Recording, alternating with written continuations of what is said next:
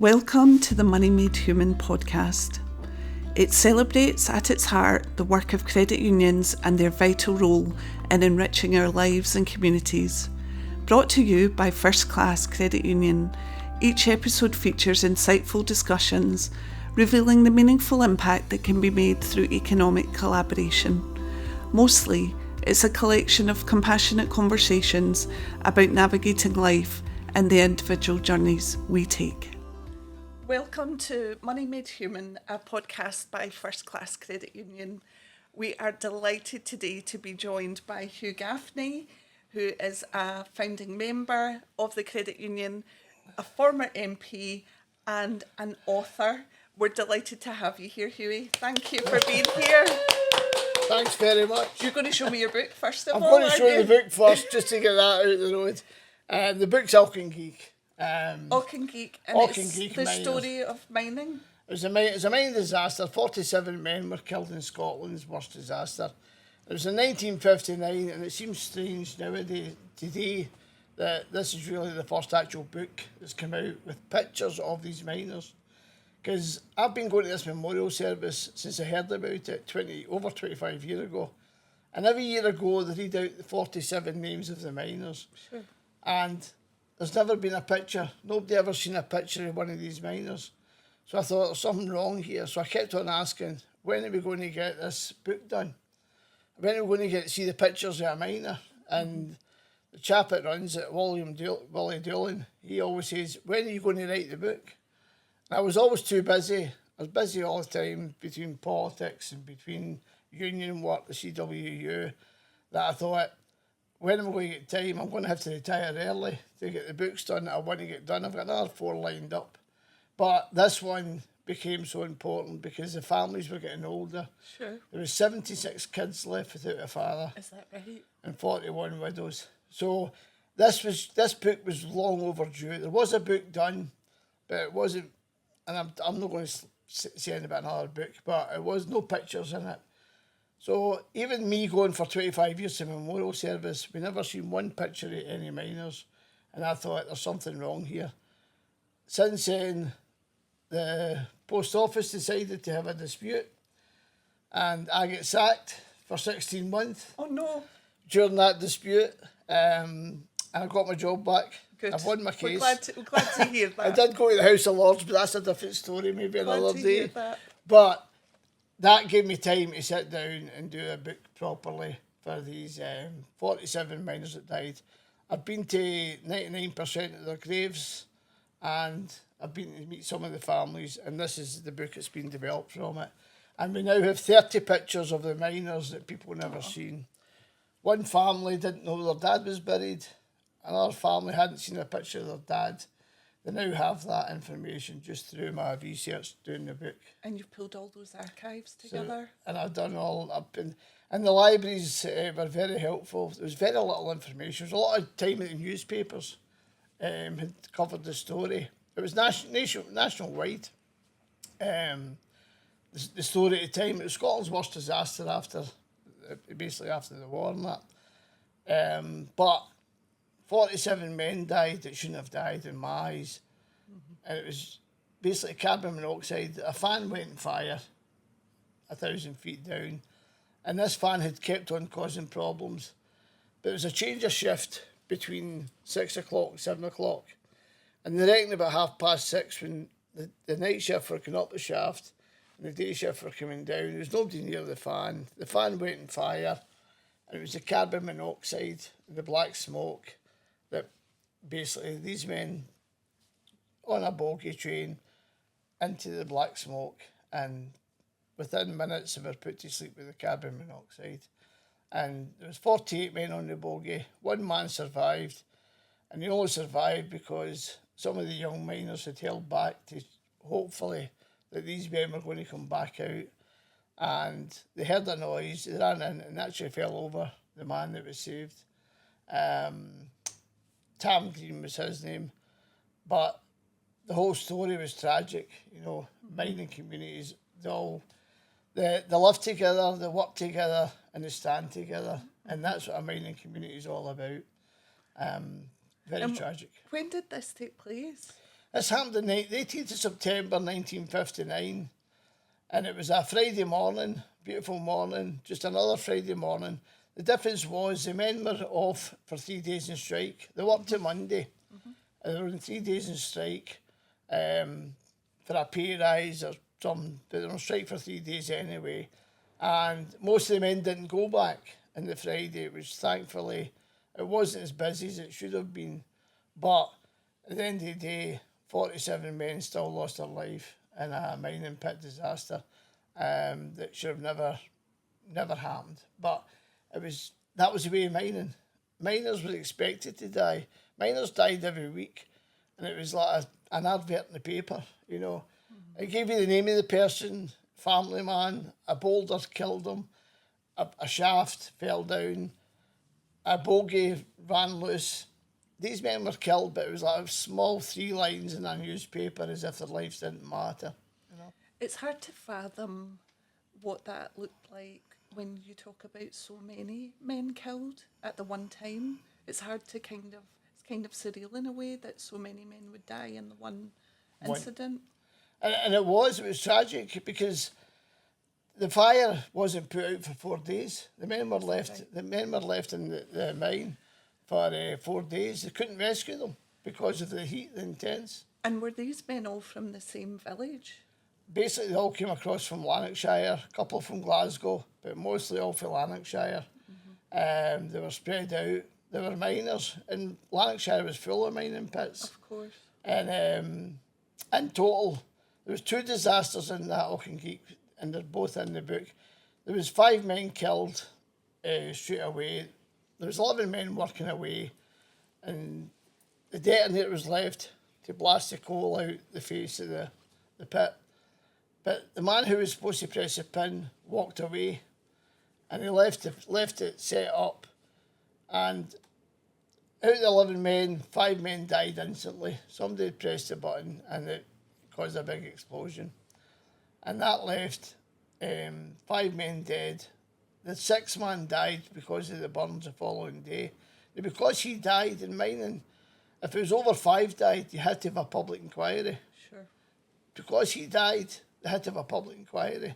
Or that case would have just been another stat. It wouldn't have mattered. So that was in 1931. In 1959, we had 47 miners died, 76 children left without a father, 41 widows, and one of those kids was only 5 weeks old. She was a baby. And her dad used to come down every morning, new exciting dad. He would say, he'd pick the baby up and say, "Can she see me? Can she see me?"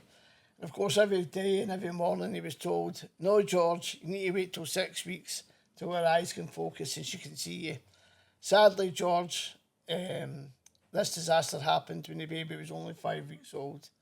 So although she never seen her dad maybe, she heard the voice. But when I met her 65 years later, she had just retired, and she says, "I don't know what I'm going to tell you. I was only 5 weeks old." But the story at 5 weeks old, George was, along with the 47 miners, they were left entombed in the mine because the heat was so intense. They couldn't get the fire out. They had to flood the pit. The flooding the pit was the only way they could get the fire out. So to use a local burn and basically fill this place with water. But that also helped preserve some of the bodies. You know, the 47 bodies that were lying in a bogie.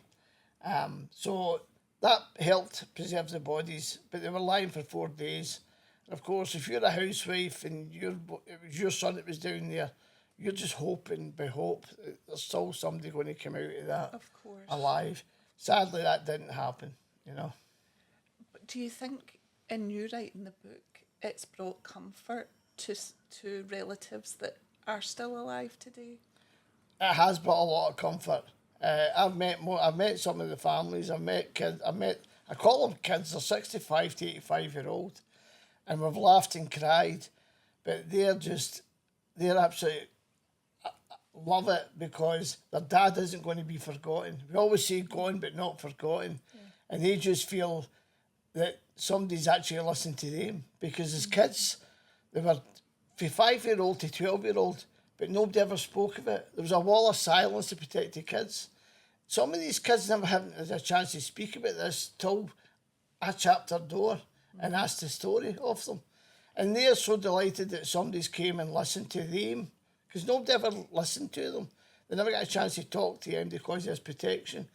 And some of them, most of them, we laughed and cried. The girl I was talking about, the 5-week-old baby, who's now 65, she says, I've got a son and daughter now, and she said, would you like to see the photo? And it was the first time I seen a coloured photo. But the reason I burst out of tears when I seen these photos was because her son was a spitting image of her granddad. There was a resemblance. And I couldn't believe the resemblance. There's something definitely in family DNA. It goes a long way. What inspired you to write the book? I think it was a bit of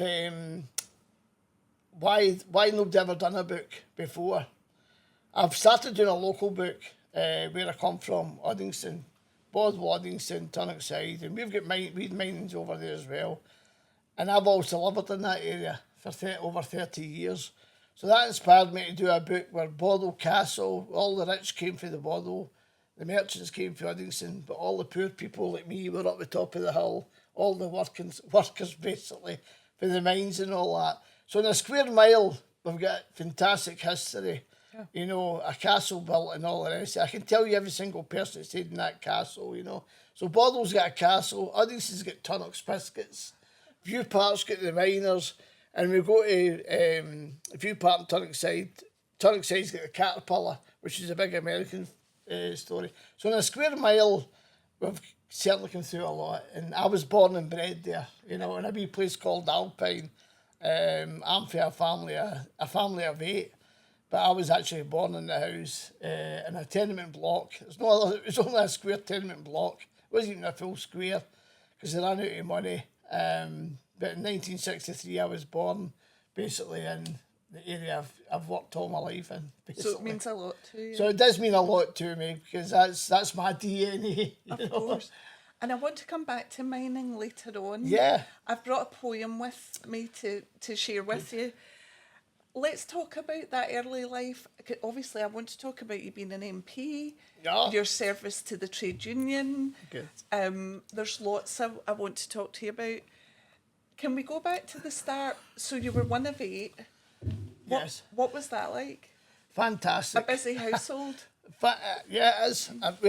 My mum had 6 years as siblings. It was actually 9 years because my dad's sister died early. So my mum took on the 2 girls. So they became part of the family. And there was 8 years. So whenever my friends all went home and we all played, I went into a house full of more kids again. You know, I was the second youngest. So you were never bored? So I was the second youngest. I was spoiled. And even to this day, every Sunday, my brothers and sisters, we meet up for breakfast every Sunday. And we started that basically after my wife's death. Because I did go back a wee bit religious and back to chapel. And I think we've all come back to find her. Because I found, I'll talk about my wife's death maybe later, but I found comfort for some reason on that. But not over kill, because it's just something I found comfort in. And it's even more comfortable now because we all go for breakfast together, my brothers and sisters. You know, so. What did your parents do? My mum she actually worked as a nurse in Rotten Row, and she was in charge Delivering babies? She was basically helping babies, but she was in charge of the stillborn babies. And the reason I'll say that is because she lived to 86. She ended up in dementia. But the night before she died, there was another woman. When I was a counsellor, I know maybe jumped a wee bit here, but when I was a counsellor, I never took my wages for the council because I was MP at the same time. I was an MP and council at the same time. So I put my council wages back into helping other people. I never took any council wages. So we got some parts built, we got some charities helped. And one woman contacted me. She was going to sell her horse, and she does a lot for stillborn, for small graves and helping people with stillborn children.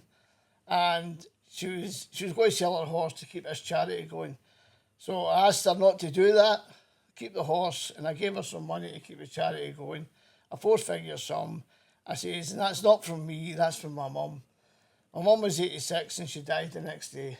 Oh. So it was very heartbreaking, but at the same time, it was the right time, you know. Yeah. And I said that at the time. I says, it's not from me, this is from my mum. And my mum passed over the next day. So it was nice for that. And what about your dad? What did your dad do? My dad was a joiner. My dad moved to Uddingston when they built the Caterpillar. Caterpillar's a big American factory, and it was bringing money to the area and bringing new jobs, because the mines were all shut now. But the Caterpillar factory was on, big yellow famous Caterpillar factory, which did become a big political issue. Mm-hmm. But my dad came for the Carlton in Glasgow, and my mum came for Springburn. But they were offered a house in East Kilbride or Uddingston, and they always said, Uddingston people were so friendly, we'll go to Uddingston. And that's where we ended up in Alpine, where I was born. And it's still the same today.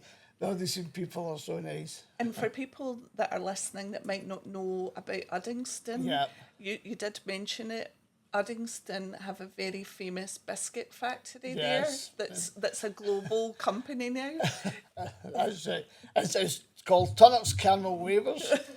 And the funny thing was, I know I'm referring back to my wife. My wife worked there for 16 years. Oh, did she? And she made the tea cakes.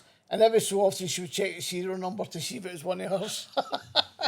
The tea cakes are the best. The tea cakes are the best. They're the winner. And when I talk about my wife, I'll come back and refer to Tunnock's, because I've got a nice story to tell after she passed away. So you've grown up in a very busy family. Yeah.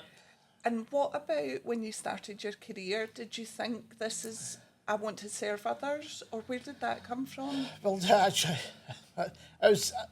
the political side came in when I started doing my union rep. I started being a union rep. It was 5 people, and we were all given a brush, and we was to become cleaners as part of our post office setup. But only some of us got asked and some of us didn't. So the result of that was the manager became the cleaner, because we refused to do it. We're posts when we weren't cleaners. No, it was a night shift job, and to be honest with you, we should have been doing the cleaning up. It was all we were asked to do was brush up behind us. But the manager so I became a rep. So that started some activism with you? That started it. Well, actually started when I was what you call a part-time worker, and all the full-time staff. And was this with Royal Mail? This was Royal Mail. Royal Mail. I started in Royal Mail at where the Garden Festival was, down at Springburn Road, Springburn Quay. And my first ever speech was, they had a big meeting, and we had 21 and a half hours, and the posties had 60 hours. And we were saying, well, surely could share some of that overtime with us and give us it all. So my first speech, I actually made a big speech in front of about 200 people, saying, when your kids have all got 60 hours and your kids are all getting nice new computers and all that, my kids will get a selection box, but thanks very much. So I became the selection box kid, and it was one of my first speeches ever. And that did. Then I realised that I had a voice. My mother always said to us, you've got a good Scottish voice and you use good Scottish tongue. And unfortunately, I've never shut up since then, as you can probably tell. And then you did more work with the trade union, I'm assuming? Yeah, I stayed with it. I did more work.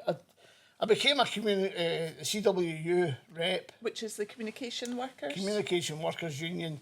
I then realised that it wasn't just a workplace we needed a voice, it was out in the community.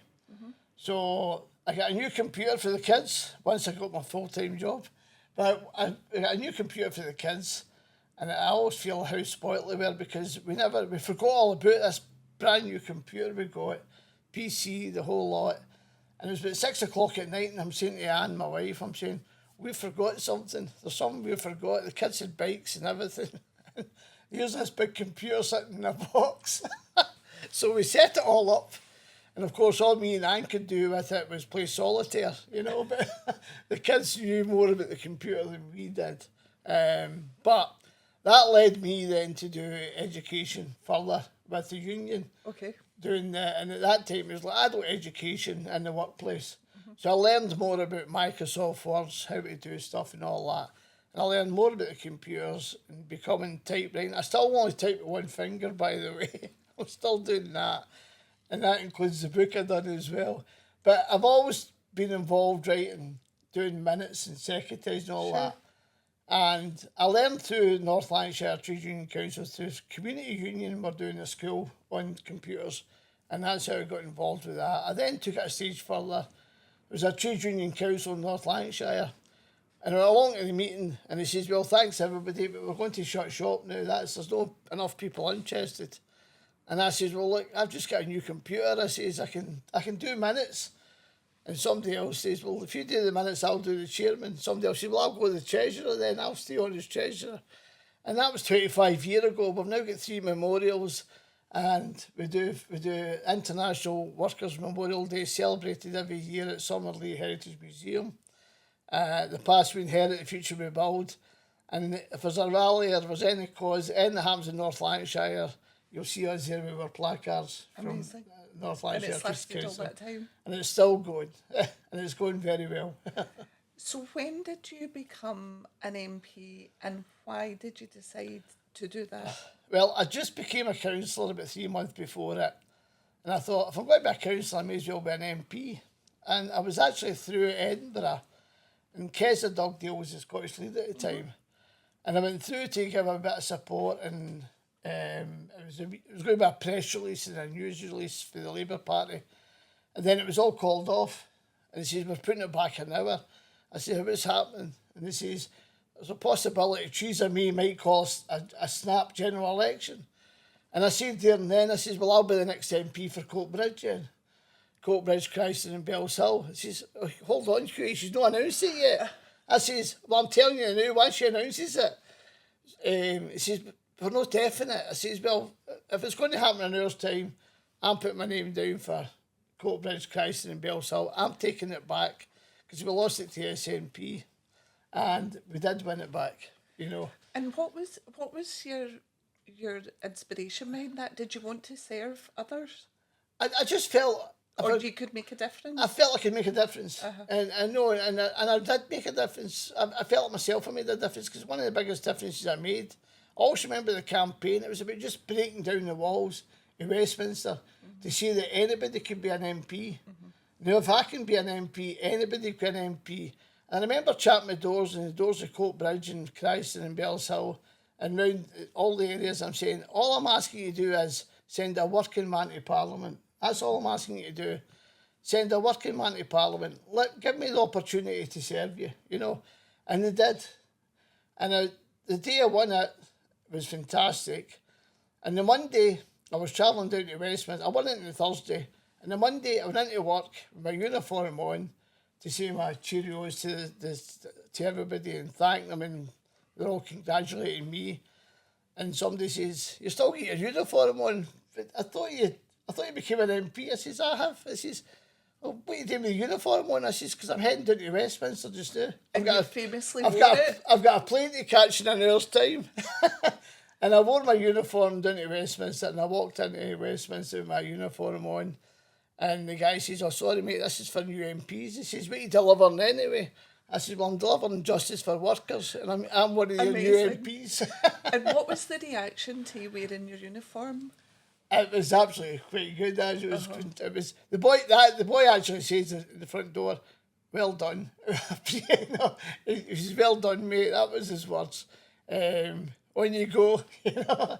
So it was good, because once I was in there, and I travelled down with our two new MPs, Jed Killen and Paul Sweeney. Paul's now in MSP and still going. So we got some photos of Big Ben and that with my uniform, you know. It was one of the moments, like, I'm just a working class boy. I'm just a boy. I'm a Lanarkshire boy. He's a Lanarkshire boy that's came from a big house, big family. And I just felt, I chapped the doors, send a working man to Parliament. And it was all about breaking down the barriers, because far too many people think you've got to be well educated to be an MP. And it was one of these jobs in the world. Or, you know, you don't have to be. No, he certainly don't. He certainly don't need it. I remember sitting there in Westminster one time. I'm saying, how come they come up with all these big fancy words, and how does everybody understand it? He says, well, have a look about. He says, everybody's looking at their iPads to try and come up with a big word. He says, nobody understands it, you know. Were your parents still around when you became an MP? They were. When I became an MP, I became a councillor, and my mum was just starting early dementia. And she says, "Oh, what, you want to be a councillor for this?" I said, "Oh." And then when somebody told her I became an MP, this time the dementia was kicking in more. And she goes, "An MP? That's a stupid job, that, you know." And my dad was even better, because we were standing just where we became an MP, and one of his mates come up, and he's talking away, and he says, "Well, Matt, you must be proud of your boy." And he says, "Which one? I've got 4." I think that's a lyric. So that's my dad saying, "Don't you get above your station," you know. Uh-huh. And I never would anyway, and I would never be allowed to. And Hughie, you've been a really big part of the credit union movement as well, particularly for First Class. You're one of our founding members. What would you say about the importance of credit unions in society today? Definitely. The reason why I pushed for the credit union at the very beginning, and I got involved at the very beginning, just being a member, and I pushed it in the workplace as well, because a lot of us guys couldn't get a loan. Mm-hmm. You couldn't get a loan off the bank. Mm-hmm. And a lot of us always had debt, so you were always worried about it. The biggest thing and the biggest asset that I found was that it came off your wages. You know, It came off your pay slip. You weren't standing in a queue to hand over money. When you hand over money, you can hold it back for a week, you can hold it back for a month. You just end up in more debt. Mm-hmm. The credit union was good for, like, say, try to get a holiday or try to get a loan, even just to decorate the house. Christmas or anything kind of at all. I just felt it was more comfortable and more easier to get money from a credit union than when I used to get money. We had to make an appointment with the bank manager, and you wear your best suit and get in and dress up and beg for money that you're paying back. Yeah. The credit union was a workplace thing. You know, it was something, and it started. Andy created miracles, because he used to do the lottery, and then he started doing. I'm talking about Andy. Andy Wright, the CEO before me. I remember I was a young man, but he was doing. Andy started off doing the post office lottery stuff and that, and then he thought, we can do more. You know, like running the social club and all these things. And I just felt he got it right, you know. He used to work in the mail centre, and I was with Parcel Force, so I'd always get the Parcel Force boys to sign up. I'd always encourage a credit union, and I still do encourage credit unions, even in the communities as well. I'm a member of the Kitlands Credit Union over in Coatbridge, because, again, they do fantastic work, you know.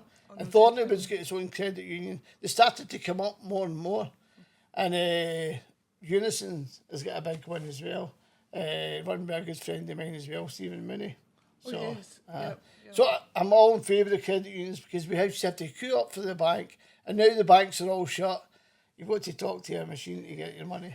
Well, we've started the mission around Money Made Human, because we want to retain some of that heritage. Yeah. We want our members to know that they'll be treated as a human, respectfully and fairly and without judgment. Yeah. So whilst the technology might change, we're still trying to keep all that from the past going forward.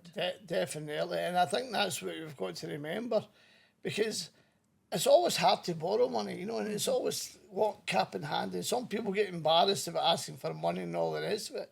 But the fact that we still get this source that comes straight off your wages made a big difference, because you didn't see it. It was handed over, and you paid your debt, and you also got your credit cleared. You know, it gave you a bit of stability again, that you could clear your credit and be respectful. And we've also retained the fact that if you're borrowing from us, we ask you to keep saving a little bit as you're borrowing. So at the end of your loan, you get a lump sum back, which is helpful. And that was one of the key drivers, actually, because for the first time ever, I probably started saving as I was paying back. So you would pay maybe £100, £80 of the debt, and £20 was saving. And before you know it, your debt was going down and your savings were going up. And that was helpful. And that remains today. And it built you money you could borrow again, more money. And the exact same thing happened. The more you started clearing your debt, your savings were going up. You sound like a local hero in many ways, with your trade unionism and helping the credit union movement, serving with Royal Mail. And And I just wonder, how do you feel about the things that you've done over your career? I don't. I think that's why I keep on going, because I always feel that we should be doing help others. That's all I want to do in life. I worked in the pub trade for 7 years. I've seen all walks of life. I used to, when I first started with Royal Mail, I used to deliver in Brigton, and I'd finish up in Bothwell, and I would go through the time zone with every single class of people who walked. I've met the famous and I've met the very poor. It's that old poem, Walk with Kings, but never lose the touch of the common man. And it's just basically, if I can help somebody, I'll help somebody, And I don't think about all these achievements, because you always need people to help you anyway. Oh, definitely. But maybe one day I'll look back when I settle down and stop. I'll look back. With pride, for sure. Don't get me, I'm very delighted to see memorials that were never there before. I'm delighted to do stuff. I'm also a founder of the Keir Hardie Society, which again, which the Labour Party to me was all about. Working class people getting a voice. That's all we ask for, a voice, someone to listen to, put our ideas forward and put them forward. And that's all I wanted to do, even as an MP, just use my voice. I'm certain, we have pride with you in terms of being one of our founding members, but I'm certain your family must be proud of you. You mentioned earlier you lost your beloved wife, Anne, last year. Yeah. And I wondered, if I may ask, what your bereavement journey has been like? It's well, I lost Anne in May, 8th of May, 2025. Last year I lost Anne. And it was a battle the year before, because she had cancer, and she was a very brave woman. I mean, she was great for me. I had 14 years of happiness. And she was a beautiful looking woman as well. Well, I was always told I'm punching above my weight. You were doing well, yeah. So that was always a sign that she was nice and I was ugly. But I used to always say to her, it was punching above her weight, but nobody ever believed that line. But we had a great life. We had 3 boys. We got Matthew, Christopher and Paul. And they're all now 3 fine young men. And it's all Anne's doing. And I say that because me being involved in politics, union, and everything I do, I was never there all the time. She brought the kids up. That was her life, love and life, And she done a fantastic job. Sadly, the cancer attacked, and she had chemo. She won the battle. She looked as if everything was going well. We knew it was going to be terminal, but we thought we'd get another summer together. And just as the weather changed, she took pneumonia, ended up back in hospital, and she was suffering, but she wasn't showing it. She was definitely the wind beneath my wings. And that's a song that's always been close to me, because she was my hero, and on the basis, because she was the one that she walked in my shadow, but she was the one that was the brave one, and she was the one with all the strength, and she allowed me to do it, even when I was writing the book we spoke about earlier, the Auchengeich book, at night time she would say, I'll wait in and do that book. She says, I'll be okay. She says, you need to finish that book for the children and for the men, and that's why she's got her own page in the book. But almost in a way, she was putting others before herself there, and was that what she was like? She was, recently I was just at a spiritualist there, and he kind of summed it up. He says, you haven't realised you were walking with an angel at the time, because he says, but both these are very, very similar. He says, what a team you were. And this guy, I've never met this man before. I only got a ticket to go and see him 48 hours before it. And you can have your doubts and all the rest of it, but he said stuff to me that, he says, and what about the phone that's in your drawer? You keep on going into it and looking at our pictures and that. That was something even my boys didn't know. So there's definitely a sixth sense out there, and I'm glad, because at least I know comfort? When I'm hearing the voices in my head, as you say. Did that bring you some comfort? It did bring me a wee bit of comfort, yes, it has. And I'm only saying that because I know she's around, and I know she will always be around. And he says that, You know, when I met Anne, he says, you'll be dancing again in the skies. And the reason he mentioned that was because when I met Anne, I was doing my John Travolta at a disco, and I took my jacket off, swung it around, and scalped this lassie in the face. What and disco that became was my this? wife. What disco was this? This was up the Iron Maiden up in Bellshill. It was then. But we used to go to the hat rig and that, and I'm always one for taking my shirt off when I'm dancing. I don't know why, but I take shirt off. So, but I've always enjoyed dancing, and so did Anne, you know. But her face that day when I took the jacket off and scalped her, I had to apologise and end up. She became my wife, and with 40 years of happiness. And for bereavement care is really important to First Class. Yeah. It's something we champion a lot. For anyone that's recently been bereaved like yourself, is there any advice you would offer them, or any guidance that you would offer them? What I will say, it's very hard. It's hard at the beginning. It might not get easier. The tears might stop flowing. You know, You'll have your moments and take them. Take every moment. My niece got married this year in Italy. We had a big family wedding, and it was like in June, so it was a couple of months after Anne had passed over.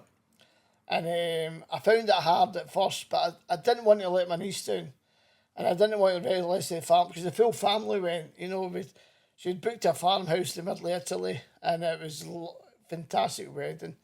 Leah and Malcolm's wedding, but the time they came to cut the cake, they're around the swimming pool, an outside swimming pool, and they're about to cut the cake, and I was first up to get the photo and all the rest of it, and Malcolm came up and says, I can't see Paul, who's my brother, and his wife, Leah's their daughter. I said, oh, they'll be over the other side of the field, I'll go up and get them. So I ran up to get them, and I says, you two need to go down for the photos. She says, oh, we're building our Tunnocks tea cakes. So it goes back to Tunnocks, where Anne worked for 16 years. And it was the tea cakes she worked on. I says, right, you go down, get me some photos. I says, but I'll build the tea cakes. So I started building these tea cakes, and my sister came up by this point. She says, what are you doing? I says, you start building the tower with the camel wavers. But as I was building these tea cakes, the fireworks were all going off after it, and the fireworks were all in the sky. And I don't know as to how it ended up, but I ended up in the middle of this field, standing like that, standing with my arms crossed, watching these fireworks, and I could see the stars through it, and the tears were just rolling down my face. But my sister came over to me, and my sister-in-law came up, and it says, are you okay? And I says, aye. So we all got a cuddle, and then they says, Hughie, look what's in your arms. And my arms were folded with a box of tea cakes in my arms. So it was a sign? So it was a sign, and that was me. I just collapsed and bubbled, and I cried my heart out, because for that to happen, there was no way it was planned, you know. So I definitely believe it's hard. It's tough. The toughest bit for me now is sitting in the house. If I'm sitting in the house myself, especially at the weekend, because I always keep myself busy. But one day I'll have to face up to it and sit down. But it is hard. But at the same time, it's comfortable to know that, and you feel her presence is still there. She's still watching. And at the end of the day, I've got 3 boys to look after now. And the 3 boys are 3 men. They're looking after me, but I'm still young enough to cross the road, so they can. I'll look after them. Quite often the grief, it's love that's sitting there. That it's an outpouring of that, isn't it? It is love. I mean, I carry a wee medal fertily because we couldn't get a keyring here with her picture on it. But I kiss it every day, going to work, and I say, another day, another dollar, another step closer, you know. That's beautiful. So, but again, it's nice to have it. Nice to have it round about, you know. And she drove you on to finish your book. Yep. And I'm a Lanarkshire girl. Good. I've brought a mining poem to finish off our podcast. Well, not quite finished, because we've got some questions from our team as well. Right. But I just thought I would read this to you. I thought it was really poignant.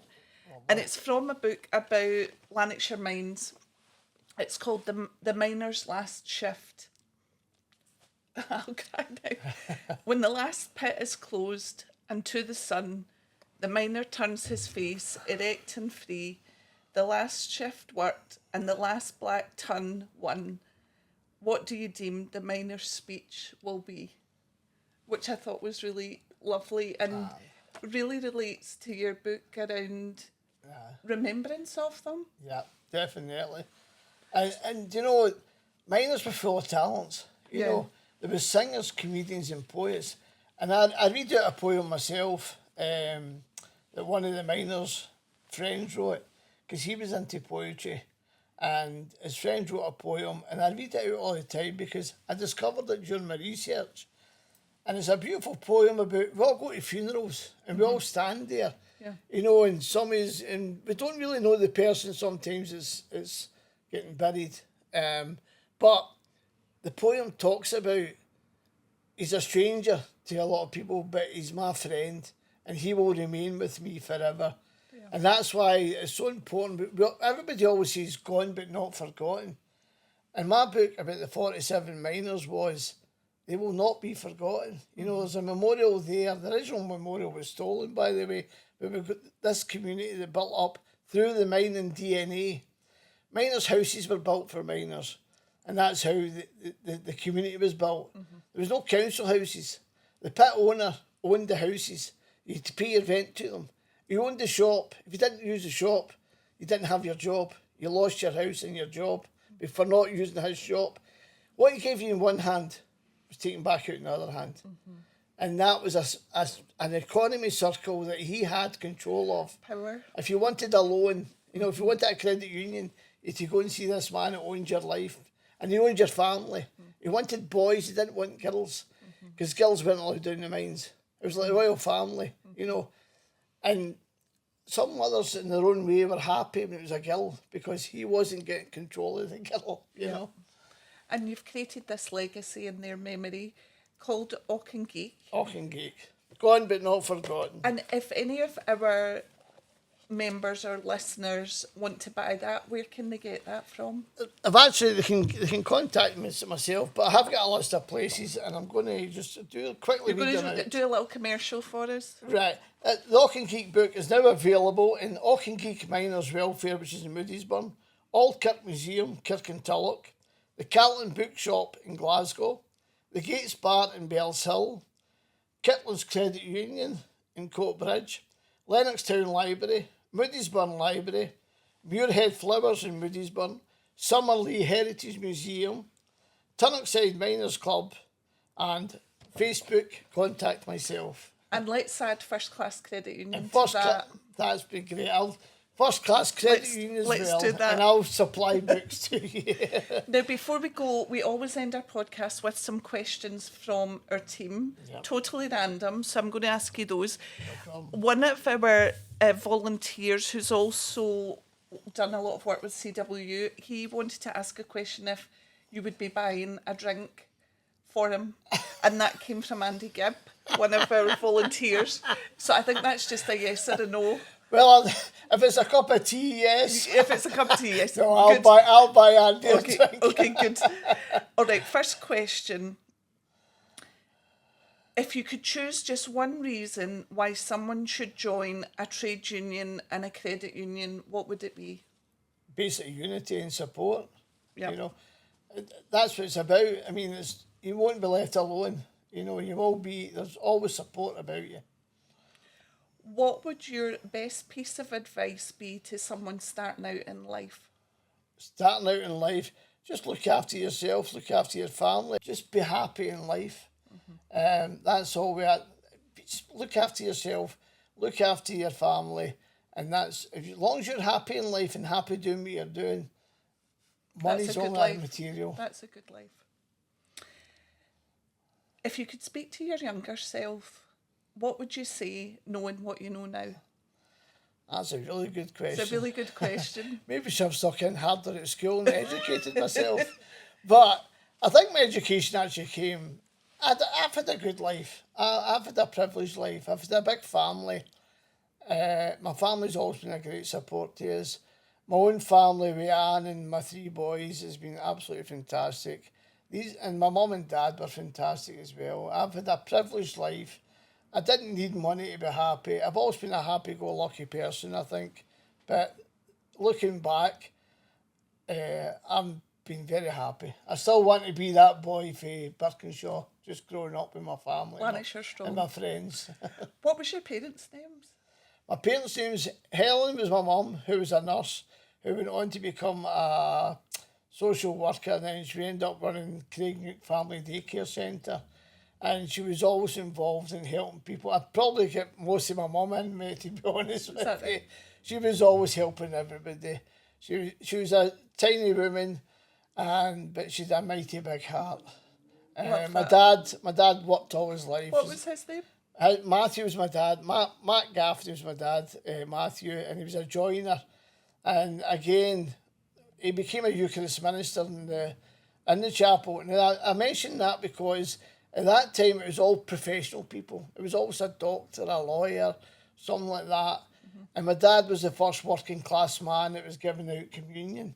And I never realised that till one of his old pals said to me at one time, he says, the first time I went down for communion off your dad, I was in tears because a working class man was giving out the Eucharist minister. He says, and your dad deserved it more than MD.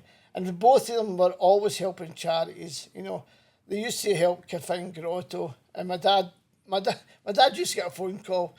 He'd be finishing a shift and it'd be a priest looking for a roof getting fixed or something getting fixed. Just any joinery work. But my dad always went, you know, and I suppose that's where I get the bit, you keep going and helping others. So it's in the blood of helping others. It's definitely in the blood. Now, I think I might know the answer to this. Okay. But it's a lovely question to end on. So, if your life was a song, what song would it be? That is a good one. Do you know, actually, there's a couple of songs that I've been asked to pick out some songs recently, you know, and I like He Ain't Heavy, He's My Brother, you know, but my favourite song of all is Mulla Kintyre. Is that out? And I like Mulla Kintyre, and the reason I like it is because when I look at the video, it's about communities, the community all comes out, you know, and that's what it's about, supporting. And the community do always come out. It's a nice Scottish song as well. And for some reason, I've always liked Paul McCartney. The Beatles stuff, the 60s, that was always the kind of music, just probably my age and all the rest of it. But I also like Morecambe and Wise, Bring Me Sunshine. Oh, yeah. And that's all we ask for. And I think with Mulla Kintyre, when those kind of mass pipes and drums comes out, it's the goosebumps, isn't it? It is, definitely is. It's a goosebumps. You know, and I've picked some songs like He Ain't Heavy, He's My Brother, because that's what the Miners were all about, you know. Mm-hmm. The one that the one I've shared with my wife, and we played it at our graveside, our final moments, was The Wind Beneath My Wings, because she was the strength. She walked in my shadow sometimes, which was never right, because she was more than her own person, and to me, I've just been lucky in life. Oh, what a lovely way to end. Hugh Gaffney, can I just say thank you so much for being with us today. It was really, really brilliant to hear about all your achievements, but also for the book and the remembrance that you've pulled together for those miners. Thanks for being with us. Thank you very much. It's been a pleasure. And get joining the credit union. Yeah, absolutely, absolutely. Thanks for listening to the Money Made Human podcast. We're grateful to spend time with you and hope you enjoyed it. If you want to join a credit union, choose us. With love, until the next time, First Class Credit Union.